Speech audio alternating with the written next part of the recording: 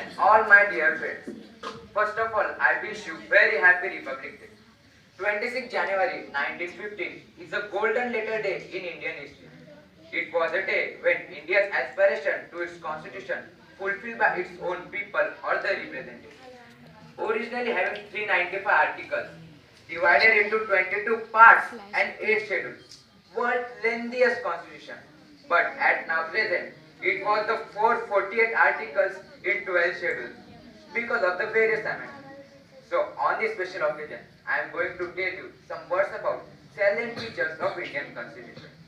Indian Constitution makes me proud. It demonstrates that the word of Allah, a solemn promise, adopted more than 67 years back, was honored, respected, gloriated and upheld by its true people, by its true government, and moreover, so vigilant and reactive Supreme Court of the India. The Indian Constitution is unique constitution. It is guiding way of path of progress for the India. The Indian Constitution is distinct all over the globe. The Assembly give outline for the Indian Constitution. The Assembly are indirectly chosen body. The ideas include in the Assembly commitment to every people or the citizen of India about the justice, equality and the freedom. It also proclaims that the India will be a democratic country. Assembly held it first on the 9th December of 1946. Again, it reassembled on the 14th August of 1947 as the sovereign constitution for dominant India. The salient features of Indian Constitution are totally distinct. The first and the most important salient feature is the preamble.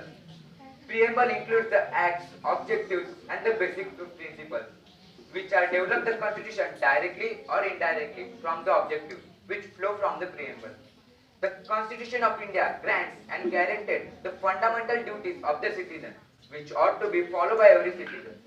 There are 6 fundamental rights and they are: first, right to equality; second, right to freedom; right to explosion; right to education; right to culture; and most important, right to constitution remedies.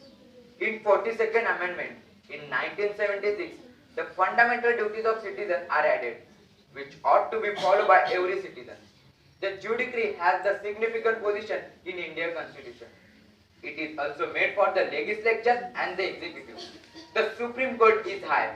Below the Supreme Court, there is High Court, then District Court, and then the subordinate court. Basic principles of Indian Constitution are 3, and they are directive principles, second, fundamental duties, and the preamble.